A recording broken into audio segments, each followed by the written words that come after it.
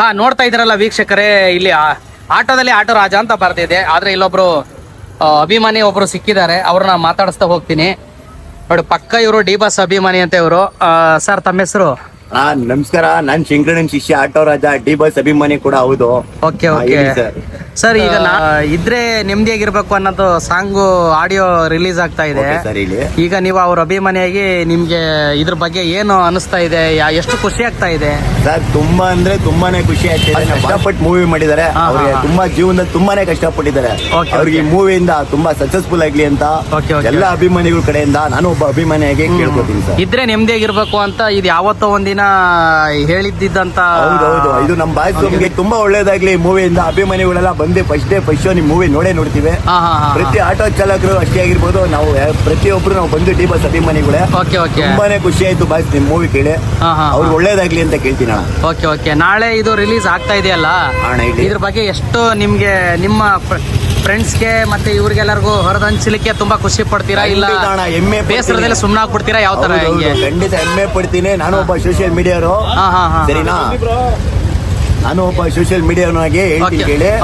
ಪ್ರತಿಯೊಬ್ಬ ಆಟೋ ಚಾಲಕರು ತಲುಪಿಸ್ತೀನಿ ಈ ವಿಡಿಯೋನ. ಡಿ ಬಾಸ್ ಅಭಿಮಾನಿಗಳು ಯಾರಿದ್ರು ಪರವಾಗಿಲ್ಲ, ಮೂವಿ ಬಂದು ನೋಡಿ. ಕನ್ನಡ ಫಸ್ಟ್ ಶೋಗೆ ಪ್ರತಿಯೊಬ್ಬರು ಚಾಲಕರಲ್ಲೂ ಕೇಳ್ಕೊತೀನಿ. ಈ ವಿಡಿಯೋ ಕೂಡ ನಾನು ಕೂಡ ಅಪ್ಲೋಡ್ ಮಾಡ್ತೀನಿ, ಬೇಕಾದ್ರೆ ನಂದು ಇನ್ಸ್ಟಾಗ್ರಾಮ್ ಬಂದು ನೋಡ್ಬೋದು ನೀವು. ಖಂಡಿತ ಅವ್ರಿಗೆ ತುಂಬಾನೇ ಸಪೋರ್ಟ್ ಮಾಡಿ, ಯಾಕೆಂದ್ರೆ ಆ ವ್ಯಕ್ತಿ ತುಂಬಾ ಕಷ್ಟಪಟ್ಟು ಜೀವನದಲ್ಲಿ ಮುಂದೆ ಬಂದಿದ್ದಾರೆ. ಆ ವ್ಯಕ್ತಿಗೆ ತುಂಬಾ ಒಳ್ಳೇದಾಗ್ಲಿ ಅಂತ ಕೇಳ್ಕೊತೀನಿ ಸರ್. ಅಂದ್ರೆ ಬಡವ್ರ ಮಕ್ಕಳು ಬೆಳಿಬೇಕು ಕಂಡ್ರೆ ಅನ್ನೋರಿಗೆ ನೀವು ನಿಮ್ಮ ಸರ್, ಯಾಕೆಂದ್ರೆ ಅವರು ಅಪ್ಪ ಅಮ್ಮ ಮತ್ತೆ ಅಣ್ಣ ತಮ್ಮ ಅಂತ ಹೆಸರು ಹೇಳ್ಕೊಂಡು ಬೆಳ್ಕೊಂಡ್ ಬಂದವರಲ್ಲ ಅಂತ ಅವ್ರು ಕಷ್ಟಪಟ್ಟೆ ಬೆಳೆದಿರೋರು. ಒಬ್ಬ ಲೈಟ್ ಮ್ಯಾನ್ ಆಗಿ ಇವತ್ತು ಒಬ್ಬ ಸ್ಟಾರ್ ಆಗ್ಬೇಕು ಅನ್ನೋದು ತುಂಬಾ ಕಷ್ಟ ಇದೆ ಸರ್. ಯಾಕೆ ನಾನು ಒಬ್ಬ ಸೋಷಿಯಲ್ ಮೀಡಿಯಾದನಾಗಿ ಇನ್ಸ್ಟಾಗ್ರಾಮ್ ಅಲ್ಲಿ ಬೆಳೆಯೋದು ಎಷ್ಟು ಕಷ್ಟ ಇದೆ, ಒಂದು ಮೂವಿ ಲ್ಯಾಂಡ್ ಅಲ್ಲಿ ಬೆಳೆಯೋದು ತುಂಬಾ ಕಷ್ಟ ಇದೆ.